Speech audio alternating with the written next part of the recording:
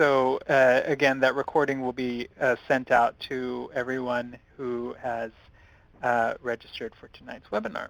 Great. So with that, I want to welcome everyone to a walk through the Vestry Resource Guide, and thank you for taking some time out of your busy schedule and this evening to join us for this presentation. My name, as I said just a moment ago, is Miguel Escobar, and I serve as the Managing Program Director at the Episcopal Church Foundation. I am joining you from the ECF offices here in New York. My colleague Nancy Davidge, who is the presenter for today, is joining from Marblehead, Massachusetts, and she'll be sharing just a little bit more about that in just a moment. And what I'd like to do is just begin by talking a little bit about what the Episcopal Church Foundation is. We're an independent, lay-led foundation created in 1949, and our mission is to strengthen the Episcopal Church through vision and planning, through leadership development, and by helping congregations raise financial resources for their ministry. When I'm speaking with my friends and describing what it is that ECF does, I oftentimes say that we're the organizational development wing of the Episcopal Church. We care passionately about things like vestries and annual budgets and capital campaigns, and so that really is the wheelhouse that we operate in.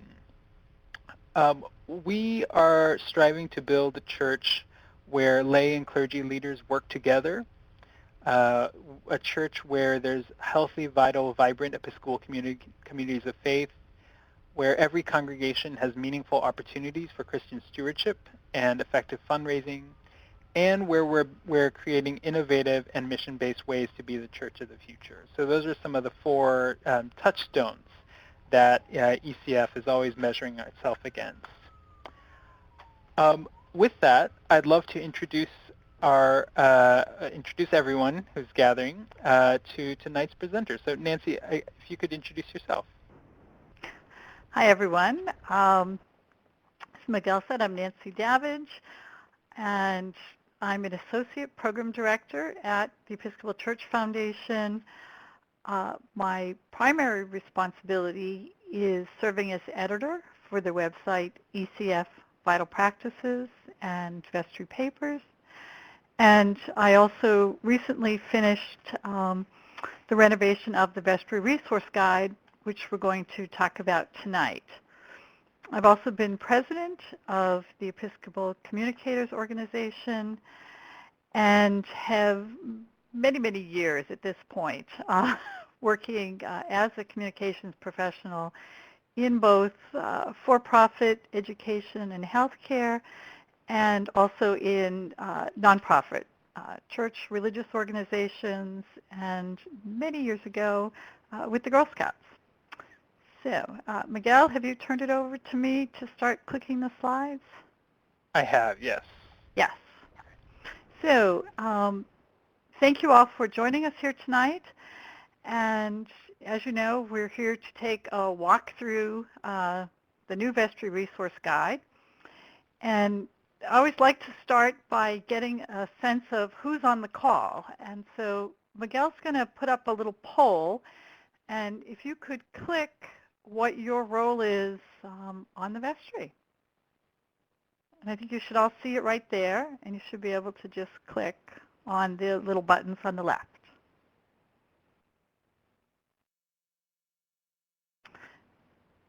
And I know we're a small group, perhaps as Miguel said, because of the debates tonight. Maybe it's coming off of a long weekend. And a lot of rain where we are.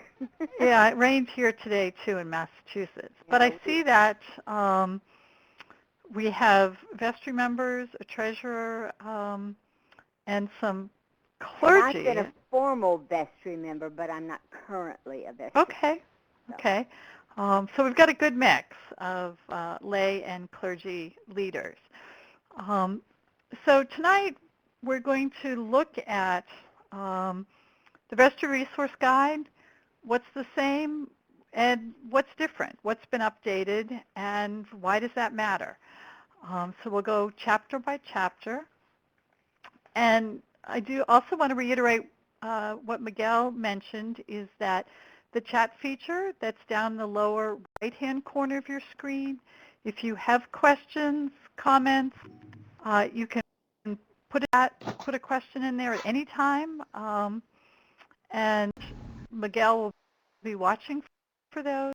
We'll also break at a couple points during the presentation for burning questions, clarifications, and there'll be ample time and also for questions. And I see a couple people have joined us, so welcome Annie and Patrick. But as I do in all of my webinars is I like to start with the Bible. And as I was thinking about the Vestry Resource Guide and leadership, as so often happens, something crossed my desk, and it had the story of Jethro and Moses, which is Exodus 18:13 to 27. And just to remind you all, this is a story where when Jethro brings Moses' wife and children to where they're camped in the wilderness, Jethro spends a day observing Moses' leadership style, which basically was Moses doing everything himself. And Jethro offers this critique. Basically, he says, what you're doing is really not good. You're going to wear yourself out. It's not good for the people who are with you. They're all waiting around all day for their turn, for you to talk with them and make your decision. The task is too heavy. You cannot do it alone. And Moses listened and did all that he had said. And a big part of what Jethro recommended was teaching the others gathered about the rules, the way of the group, looking for potential leaders, drawing them out, training them, and then delegating authority. And that's really what we're talking about here in the Vestry Resource Guide, is how as congregational leaders, be you vestry members or clergy, how can you work together? How are you looking to share that responsibility to lessen the burden on any individual by identifying new and potential leaders, by training them, and then by delegating? So I think this was a very appropriate story for us tonight as we consider the changes to the Vestry Resource Guide. So first of all, I wanted to talk about what's the same. When we started this process, I talked to an awful lot of people and asked them what's working, what's not working, what would you like to see kept, what would you like to see different. We also at ECF used our vast experience in working with congregations to help us to look at the 2007 edition and identify where it needed to be updated and how. And so it continues to be a resource to guide those of you on the vestry in your ministry, and really maintains as a core focus the vestry's leadership role, and particularly the role that they share with the clergy in helping to discern God's call. What is it that God is looking to your congregation in your community at this point in time to be doing? Who in your congregation, in your community, might be potential new leaders? And then certainly the stewardship of and the development of new resources. Of course, vestries continue their fiduciary role, which, as many of you know, is defined very clearly by church canon as well as by federal, state, and local laws.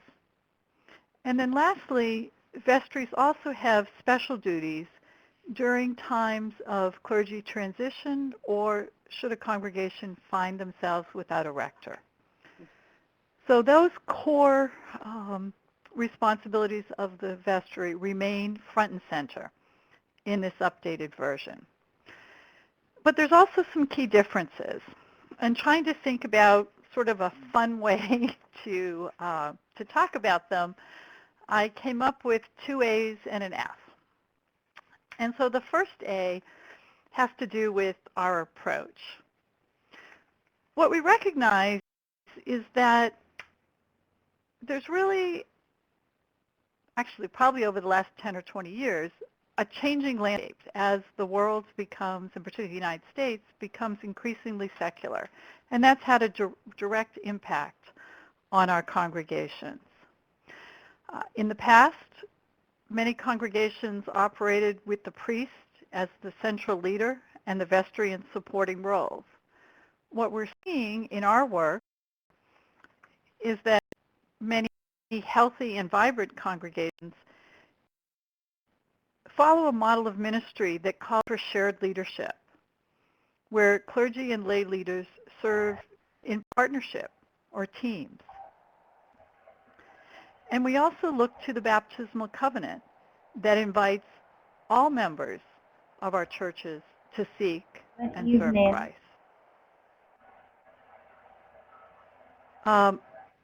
And so in this, there's a strong focus on discerning mission and vision, what God's calling us to do. As I mentioned, the value of the team approach. And I can't say it enough, the importance of identifying, nurturing, and supporting new leaders. We also acknowledge that today's congregations aren't one size fit all, and not that they ever really were, but we're seeing some marked differences since the last major revision. When we look at the church statistics, we see that over 45% of Episcopal congregations are served by part-time, supply, or no clergy. That's a major impact on vestries. All of you may have seen that there's an increasing number of Spanish-speaking members of the Episcopal Church and Spanish-speaking congregations. So with the Vestry Resource Guide, we've published it in both English and in Spanish. Good. And on the ECF Vital Practices website, the resources are also in English and Spanish. We recognize that often there's more than one congregation sharing a space. Sometimes congregations might be more than one faith, perhaps a Lutheran and Episcopal congregation. Many congregations no longer have buildings that they own. They might rent space. And there's also, with church plants and emergent churches, there's a lot of different forms. So as you read the new text, you'll see we're not assuming that a congregation has a building, a priest, a staff, but an acknowledgement that your congregation may take a different form. And lastly, because of the changing context many of our congregations find themselves in, we've really tried to take a more flexible approach. One of the priests that blogs for us talks often about learning how to take content, whether it's the Vestry Resource Guide, whether it's something you read on the internet, and use that as a starting point to consider it, to talk about your vestry, and think about how might this work for our congregation? How might we need to adapt it? Or maybe this wouldn't work for us at all, and use it as a jumping off point to think about what might work. Again, we strongly encourage congregations to consider adopting a lay and clergy leadership team approach and the shared decision making and delegation. Again, I go back to Jethro and Moses. That very ancient story is still so relevant today. So to start on chapter 1, the mission-focused vestry. As I mentioned, actually now several times, we really invite congregations and vestry clergy working together as teams to discern what's God's dream for your congregation. In a world where many adults, I was going to say children, but even adults have no formal religious training, what is it that might draw people to your congregation? What keeps them there? What's the meaning? What are people looking for? And so a key role for vestry and other congregational leaders is to think about what God's calling your congregation to do, and how do you articulate that in very specific ways that talk about your hopeful vision for the future of your church, your community, and the world. In this chapter, we also talk about raising new leaders and touch on stewardship and the development of resources. So again, it's a different focus than before, very, very centered around mission and vision. In chapter 2, the ministry of the vestry, we really go back to what I think for many of you will be familiar ground: governance, structure, and selection. And we know this is so important, again, as so many of our members have come from different faith traditions or no faith tradition. Having a clear understanding of the governance structure of the Episcopal Church and of our churches is really important for decision making. And again, the baptismal covenant calls for all of us to be active participants in service to Christ, which also includes having a voice in the mission, the vision, the way our congregations are run. We also in this chapter look at both the church-wide and the diocesan canons. What do they say? And more importantly, what don't they say? Again, these are guidelines. They help you know sort of where the edges and the boundaries are, where there's some flexibility. And throughout this chapter, and actually the whole guide, you'll find we're making recommendations and approaches based on what we're seeing in well-functioning congregations from across the church. So, how are we doing? Is this making sense to people? Yes. Okay, I'm hearing a yes.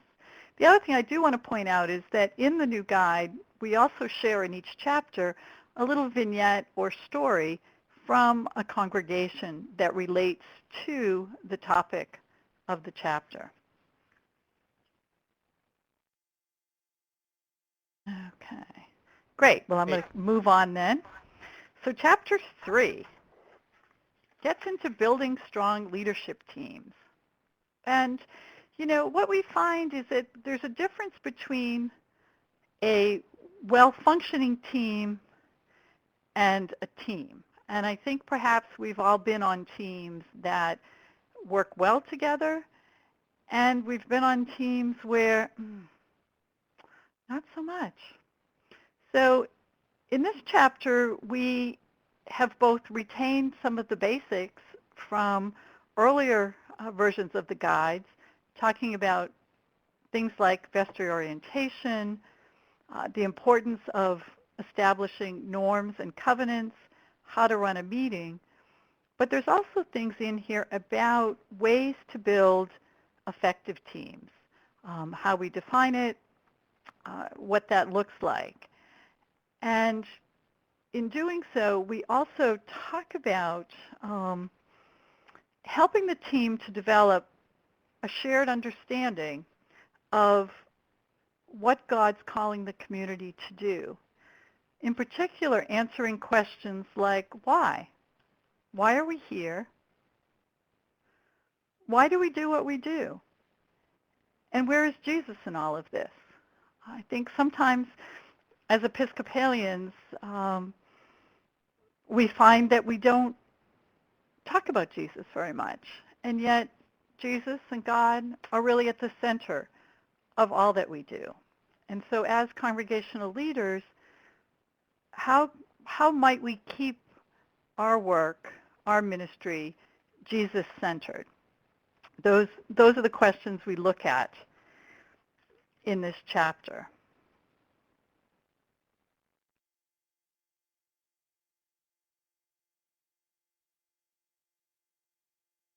And then in chapter 4, we move into an area that's actually quite new for the Vestry Resource Guide, where we're diving a little bit deeper into vision and strategic thinking.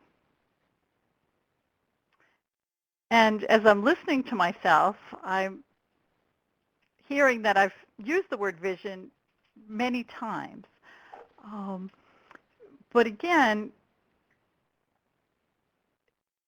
the value of understanding what it is that your congregation's vision is plays a critical role in your decision making and your approach to all that you do.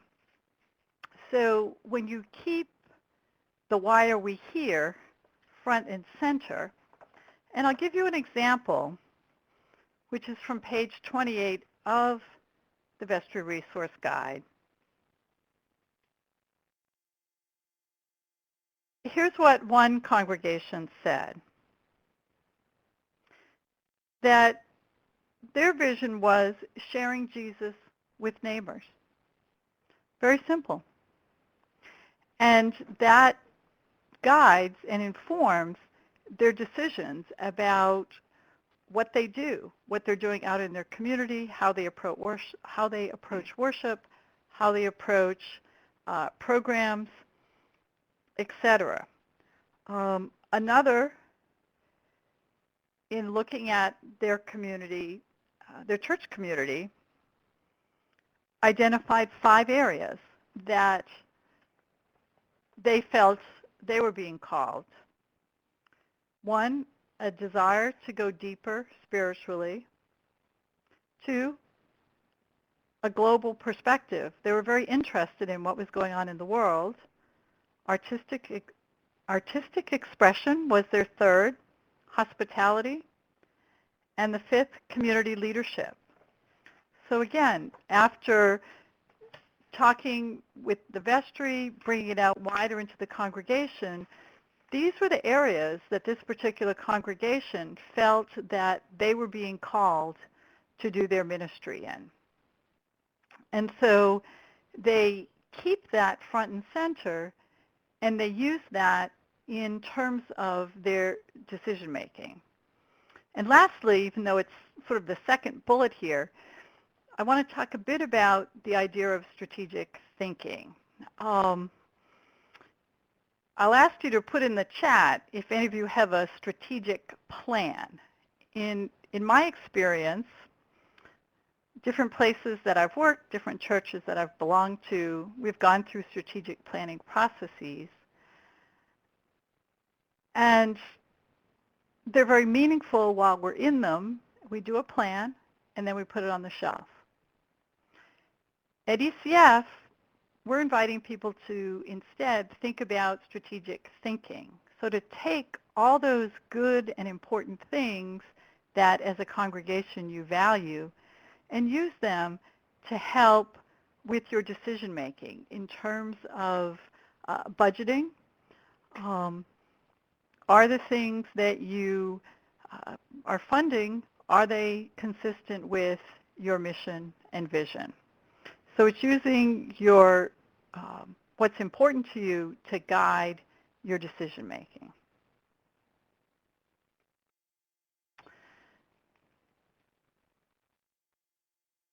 And then after several chapters where, we've talked about some really big picture things, Chapter 5 brings us back down to the ground in terms of finance and administration. Those nuts and bolts, day-to-day responsibilities that the vestry has oversight for. And again, we recognize that depending on your church's situation, this responsibility can really vary. If you're a large congregation and you have a parish administrator, maybe some other staff, perhaps the vestry really is more involved only in oversight. If you have a part-time clergy, or you're only operating with supply, or maybe you have a full-time clergy but no other staff, vestry may take on a larger role. And so here we both give you the, again, sort of the nuts and bolts, where to look for guidance, church canons, staffs and canons, staffs in practice. Church Pension Group has amazing resources for congregations so that you're doing things in accordance with the way they should be done for managing the finance and administration of a church. And then the difference here is that, like all the other chapters, we're saying that your approach to finance and administration is also guided by your mission and your vision.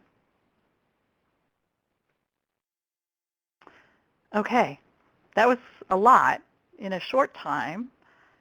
So I don't know if anyone has any other questions, clarifications. I see that Harriet's church is looking to grow. That's something that many congregations are aspiring to. And we can speak a little bit more about that at the end. So Miguel, if you'd note to bring that back up when Certainly. we finish. Yeah. Okay. And again, we're just taking a pause. If anyone has any questions or comments you'd like to type into the chat box on the lower right-hand side of the screen. Gives me a moment, a little. Yeah. So then, moving on. Well, what if we just? Oh. Sorry, Yeah. Nancy. What if we just? I see that we have some additional comments that are coming in. Oh, great. Mm-hmm.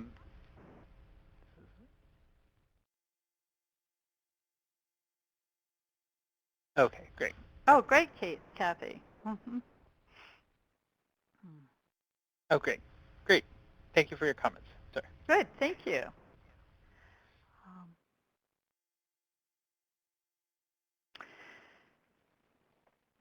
So moving on to Chapter 6, Stewardship and Vision.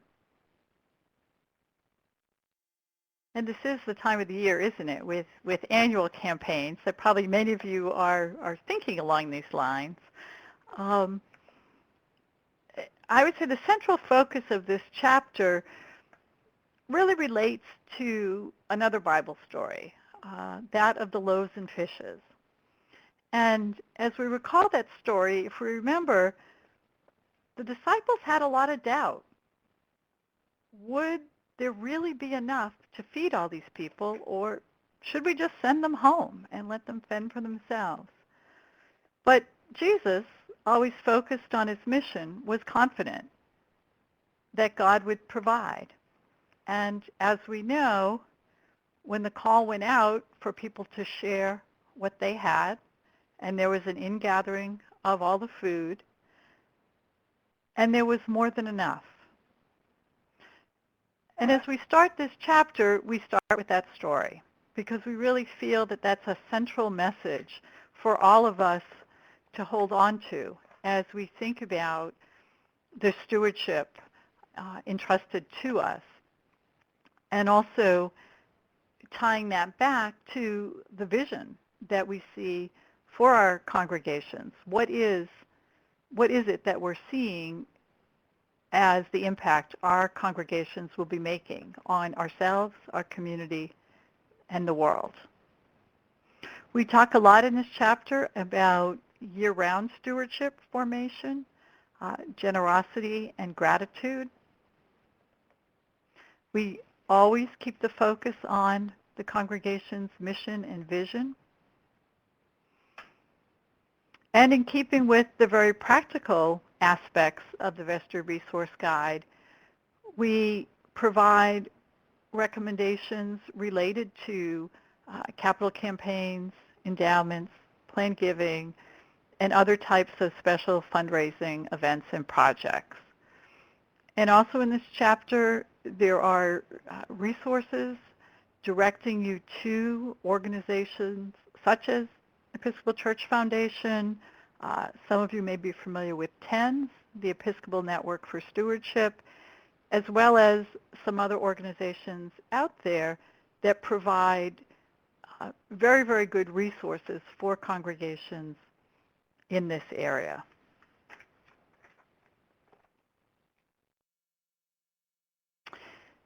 And then as we get to the last chapter, which is chapter 7, is on clergy transition. And this is the one we heard loud and clear from congregations that this is an area that we really need assistance with. For any of you, and I see Harriet was sharing a story about their calling a new priest to their congregation, that whenever the rector leaves, it really shakes things up and places additional and very specific demands on wardens and vestries.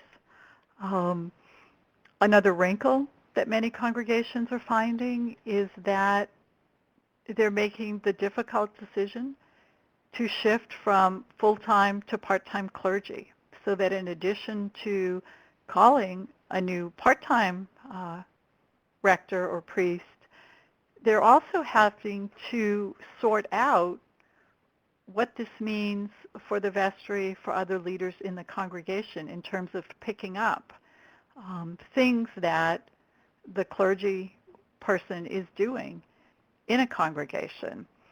And I'm happy to report that many dioceses, because they are facing the situation, are developing good resources for helping congregations through this. And the other thing we do highlight here is that we also have discovered that different dioceses are piloting different models for calling a new rector to a congregation. So again, what you'll find are some very practical, step-by-step, here are things wardens and vestries need to pay attention to. We encourage you to work closely with your diocesan transition officer, but also to give you some questions that you may want to ask that perhaps you hadn't thought of. At the end of the book, we do have an appendix that includes a lot of what I consider basic stuff that every congregation may want to look at. So there's a lovely commissioning service for vestry members from Church Publishing. There are basic job descriptions for you to take and customize to fit your congregation's needs. There's models for vestry covenants, approaches to running vestry meetings. We also have a very nice resource on addressing conflict. This is something that was developed by a diocese, and we liked it so much, we thought we're going to include it. And the other thing that you'll find, which really is in the spirit of ECF Vital Practices, which if you're familiar with website, is a place where congregations and dioceses are invited to share what's working, you'll find that in the appendix, most of the material comes from a congregation or a diocese, and in the appendix, you'll also be directed to the ECF Vital Practices website, where we have specific what are called landing pages that link to online resources by each chapter. So we're really trying to, rather than give you a book that was 300 pages long, keep it a little more manageable, but then direct you to some of the wonderful and very, very helpful resources developed by other people.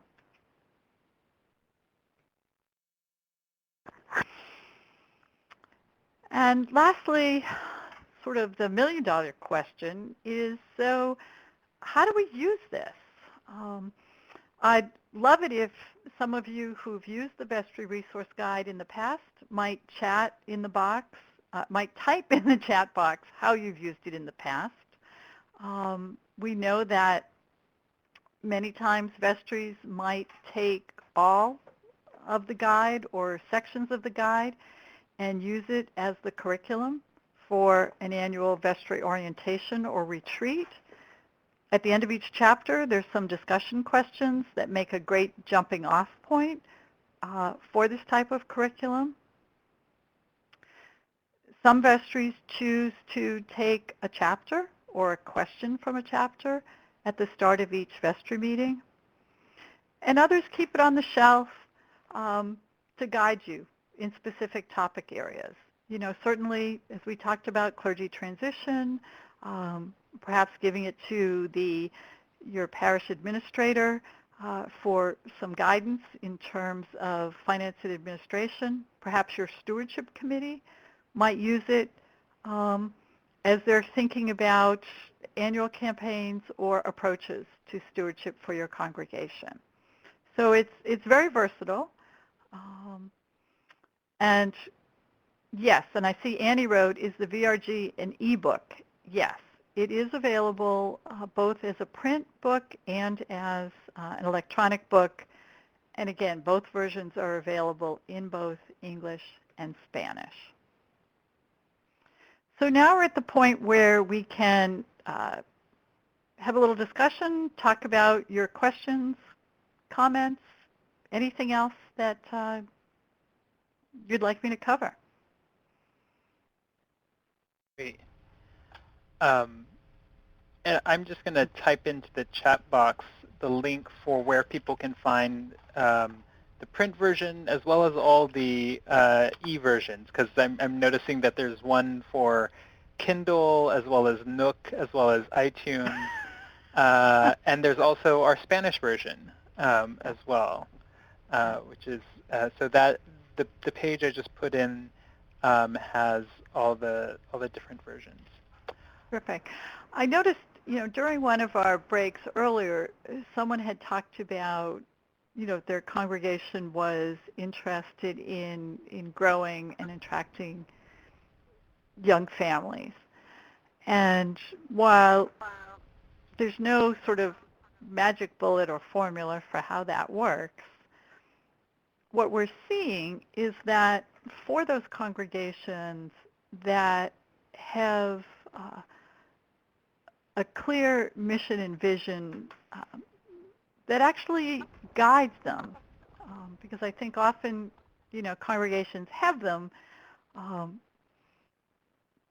What we're recommending is that they become a guiding force for decisions in your congregation, and that, you know, congregations that have a clear sense of who they are, who are called to be out in their community and engage with the community, sometimes find that that engagement and that visibility is an effective way for them to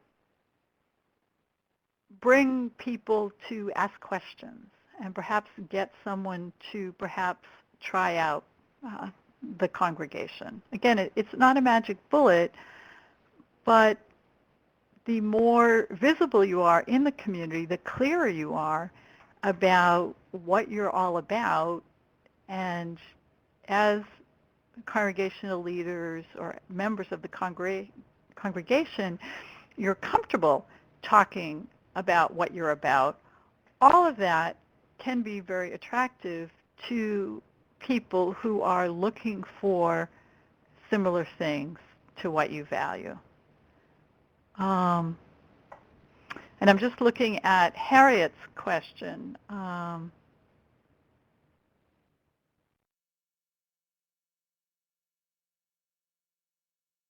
Yeah, so Yeah, there are a Harriet, variety.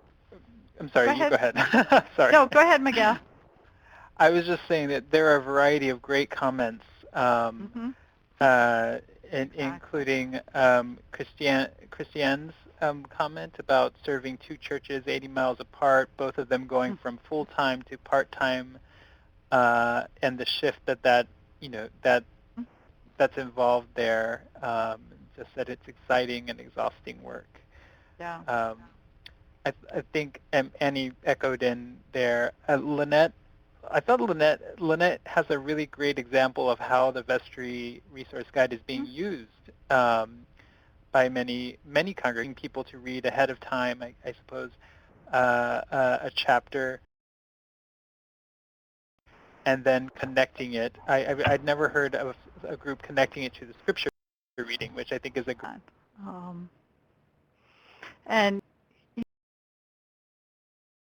I think Christiane and Annie, as you point out, the there's some very real challenges related to congregations that either have part-time clergy or congregations who are looking to come together and form a new single congregation and negotiating all of the pieces and parts that go along with that, from very basic administrative matters to also practices and habits, and how those things are negotiated, how you make decisions. One thing we didn't really talk about too much is the importance of communications.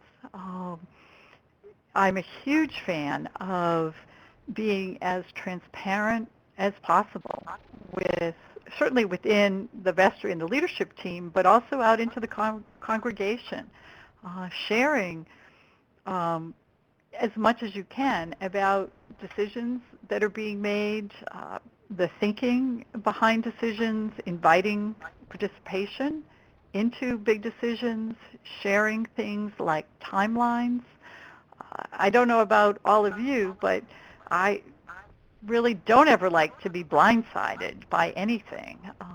And I think that goes for members of our congregation. And so often,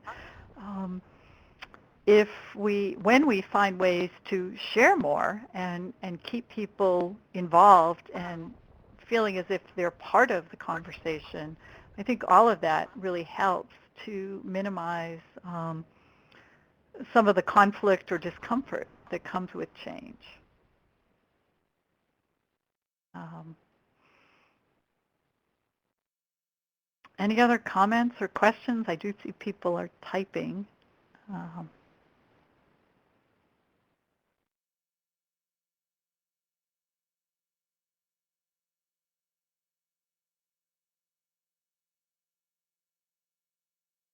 and, I guess reflecting on what Harriet wrote about calling the new clergy, often having someone new in that role really can be a very positive and affirming and kind of shake things up in a good way, by having fresh eyes, fresh take on so many things.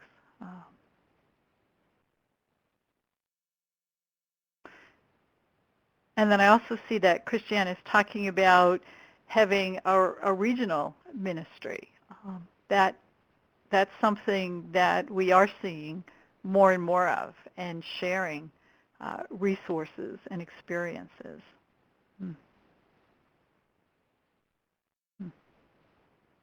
So Lynette asked when the new guide is available. It's been available since early July, and you can go online at the Forward Movement website, and Miguel had put the link in, I think, earlier, and it will be in the email that we send out to you following this. And from the Forward Movement site, you can get the links to buy the online versions as well.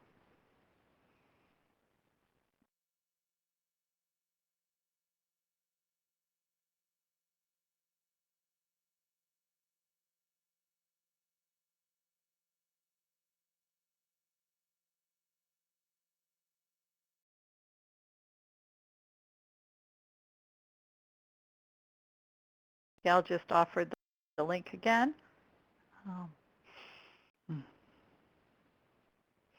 I have to say, having done several webinars, it still is rather odd to be talking to my computer screen, and to have all of you out there and not get the visual feedback that I think we're also used to from doing face-to-face presentations. Um, oh, Annie, thank you for this comment. She's talking about that not all Vestry members take their role seriously and don't always show up for meetings. And I'm glad you brought that up. One of the things we talk about in the guide, I believe it's in the chapter on leadership teams, chapter 3, is the importance of vestry norms and covenants. And what's often included in those is a commitment by each and every vestry member to show up and to show up prepared. I think sometimes when you're in a small congregation and you're trying to find people who are willing to serve on the vestry, you feel like there's just this really small pool. And that reality is one of the reasons why we really encourage vestries and clergy to look at the members in your congregation for potential leaders, and perhaps looking outside of the, I'll say, sort of requirements, whether they're official or unofficial, that you may have established for yourselves.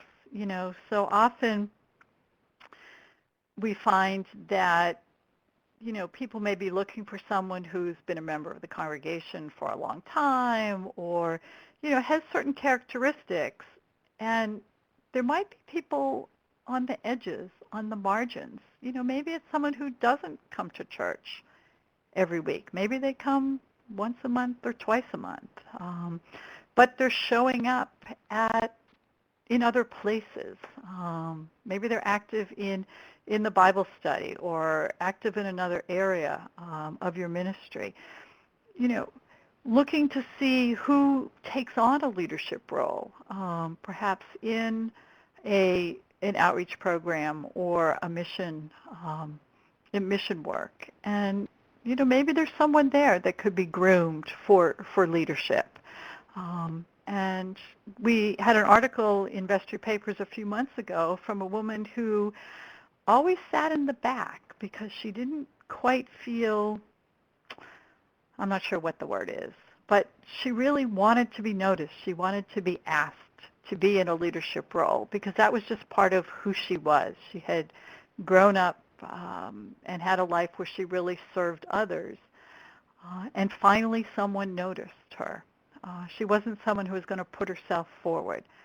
So I encourage all of you to kind of look around the edges, look in the corners, and perhaps there's people that have been overlooked. that might be groomed or approached. Um, Miguel, what have I missed? As I've seen lots of things being typed in. Um,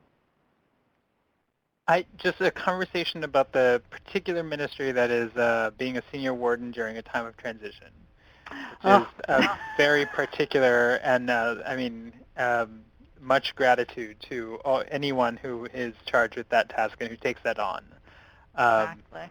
you carry uh, a lot of the weight of the community, and during that very special Yeah, time. exactly. Um,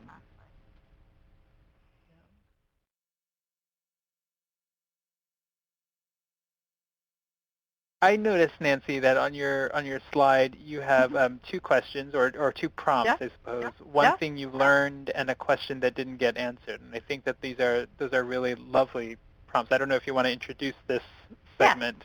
So, yeah. I would.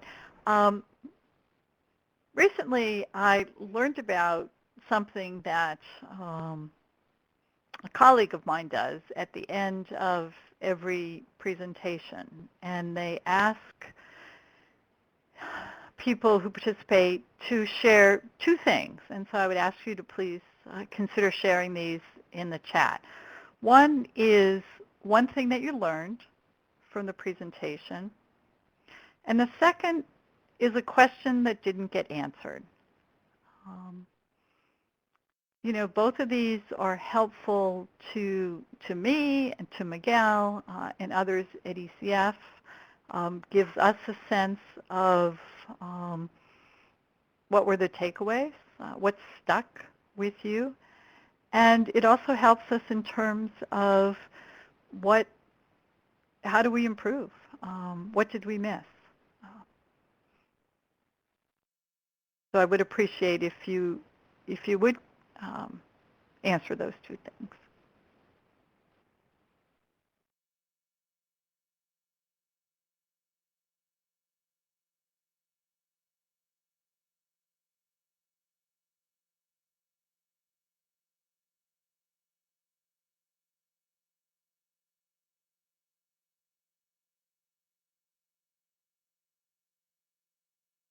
Hmm.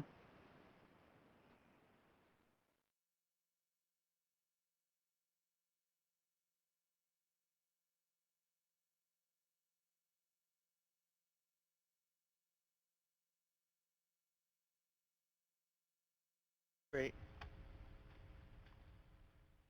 Hmm.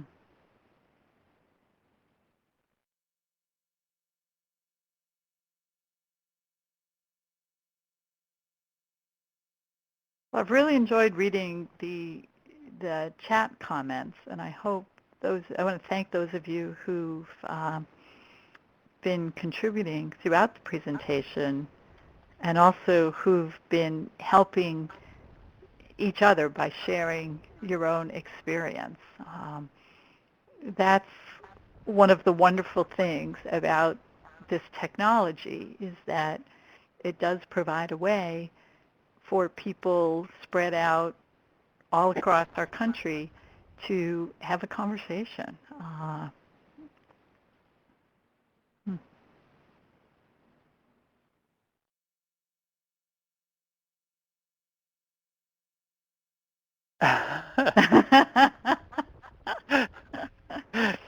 Yes. Yes. You know, it's the way of it's the way of now. It's not even the way of the future. Um, I will say, although I find webinars still a little bit strange, I'm a huge fan of either Skype or FaceTime or using this Adobe Connect, any of the technologies that lets you have meetings face-to-face via cameras. It's really changes the whole um, tenor of a meeting when people are in different places to be able to see each other. Mm. Well, as we wait, I'm just gonna click ahead just to make sure that we also show the various links. Some comments are coming in, I see.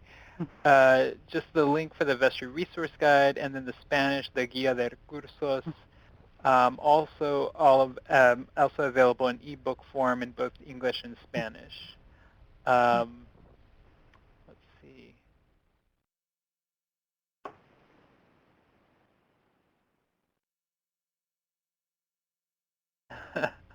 These are great comments.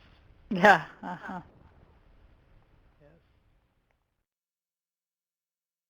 Yes. Here's some contact information for any further comments or conversations that you'd like to have. Nancy, you'll see that Nancy Davidge's email is the third on the line below. And then our Episcopal Church Foundation 800 number is also included. So if at any point, if you'd like to speak with someone at ECF, we encourage you to call. The second line is the website, the publication ECF Vital Practices, which is if you're not familiar with it now, is a free online resource library for Episcopal vestries as well as anyone involved in stewardship at your church. It's a fount of great ideas for congregations.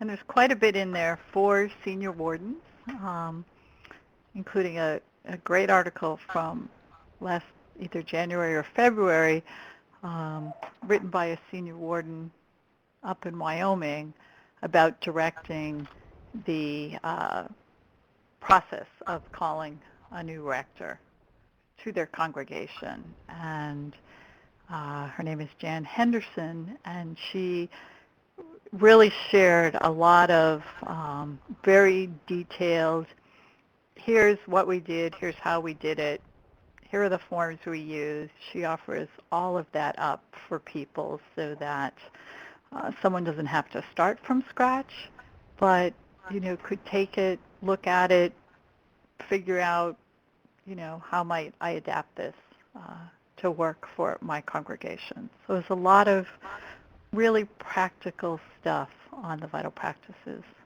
site. And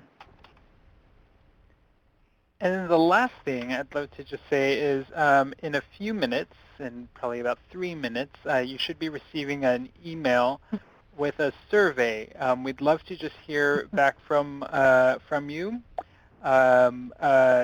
about how this webinar went.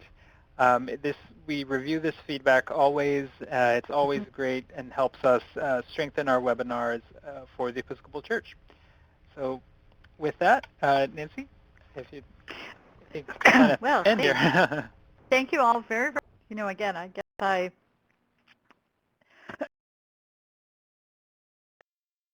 excuse me, leave you all with Jethro and Moses.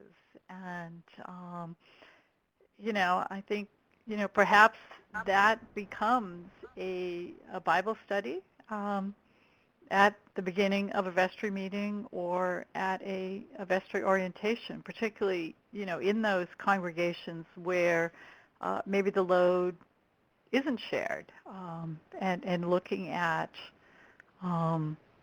both that reading and talking about the realities in your congregation. So thank you. I appreciate you all giving an hour of your time this evening to join us. So thank you, and if you have questions, please feel free to email me at any time. So good night. Good night. Thank you, Nancy. You're welcome. And see you tomorrow. Yes. Yes. Okay. I'm going to. Good night. Bye. Good night.